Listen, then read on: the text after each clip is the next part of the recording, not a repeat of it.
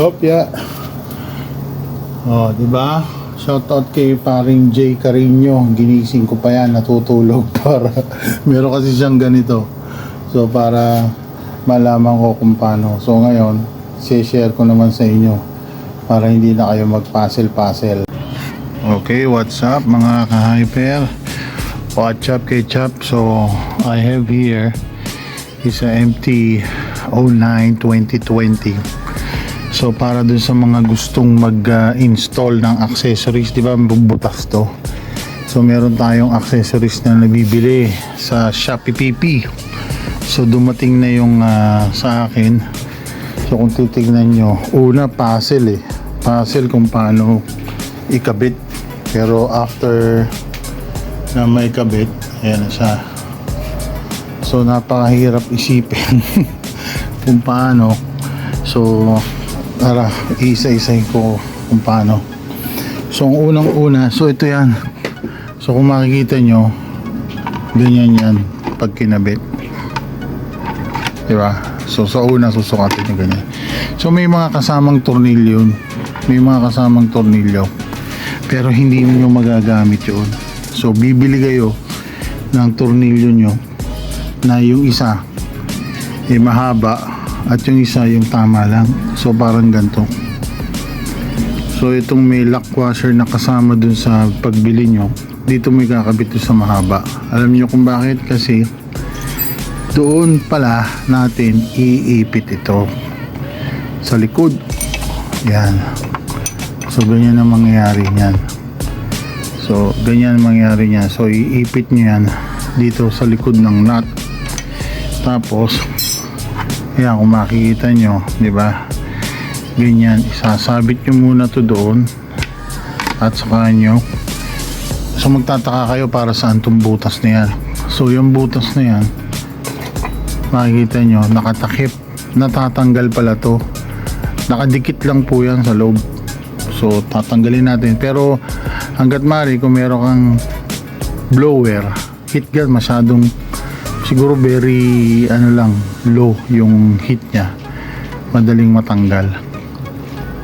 So ito pa, yung mga gomang ito, para dito yan, dito tag-isa sa ibabaw, para pag sinuksok nyo to, medyo masikip at hindi siya maingay, mauga. So yan, so ang pagtanggal niyan, nakikita niyo naman gumagalaw naman ng konti. Ako ang ginagawa ko, inaangat ko dahan-dahan. Pag inaangat mo dahan-dahan yan, dahan-dahan kumakalas yung pandikit. Kasi huwag yung bibiglayin, baka masipak yan. Masisipak yung pandikit. Pag dahan-dahan naman, kusa yan. Yan, katulad yan, dahan-dahan lang. Bibiglain. Mararamdaman mo naman yan, dahan-dahan kakalas. Dahan-dahan, kusang angat yan. Yan. Kasi naka-double tape, diba? Yung sinasabi kong butas, para dun yun. Okay? So umpisahan ko na pagtanggal ng, tanggalin muna natin to, ha. Ito, tsaka ito. Okay. Isa lang munang luluwagan ko. Pag naluwagan ko, kakabit ko na yung bagong tornilyo para hindi na siya malaglag. Kasi pag tinalawa mo pa yan, gagayawang yan o malalaglag. So ang ginagawa ko, isa lang. So ngayon, saka ako ngayon tatanggalin to. Yan. So pag tinanggal mo yan, hindi na malalaglag yan. Kasi nga, di ba? Hindi ka na mag-aayos o mag-align. So ngayon, saka mo ikabit to, itong mahaba. So ito pa ang technique.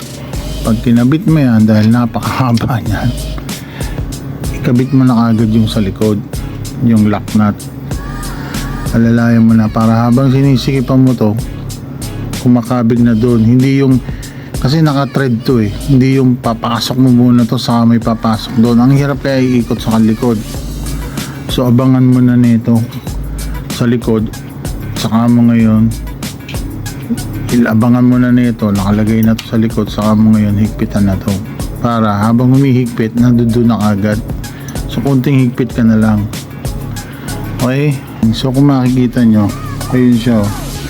Ayun o, nakapalaman doon. So kung makikita mo yung kalipila, ayun. Doon nakatali. So medyo mahaba yung tornilyo ko. Wala na akong makikita ng tornilyo. Pero masyadong mahaba. Pero okay na. Napalitan ko yung stainless kasi yung luma dito. Ganyan. So sa tingin ko, iba yung tornilyo yung dalawa eh.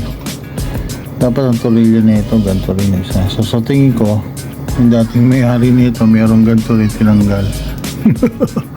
Siguro. So ayan. So tanggalin nyo na lang yan. Ang pagtanggal ng technique dyan yan. Actually pag ginaganyan mo, ang hirap yan. Ang technique niyan, pag nakuha mo yung pinaka dulo, hahatake mo pahaba.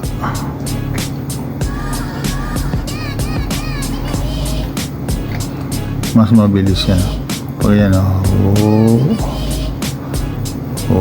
Tapos yung mga sticker, gaas lang.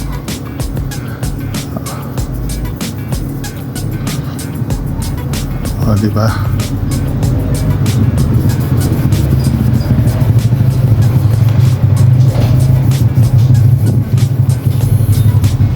Linis na.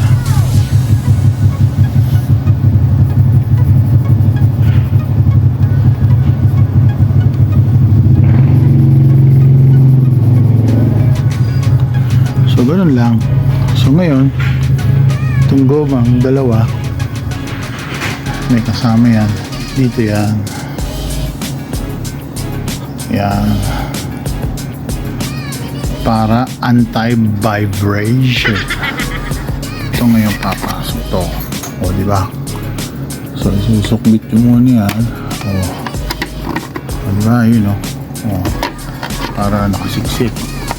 Then, ito yung sinasabi kong butas. Saan yung butas? Yun o. O, di may hatak. May puwersa pang gano'n kasi may goman tumuwala. So, masikip. So, ang ilalagay dyan is itong kasama. Yan. So, yun ang ilalagay natin dyan. Yan. O, isa. So, kung makikita nyo, yan na siya. Ay, ito yung tornilyo. Tatapin natin to. Ito. Okay, so dito tayo sa kabila para makita nyo. So, ayun na siya. Meron na siyang cover. Why is mama? Is that right? Alright. Till the sun's out. Can't fuck with me, so don't even try. Cause when the bullets fly, I'm the last one to die.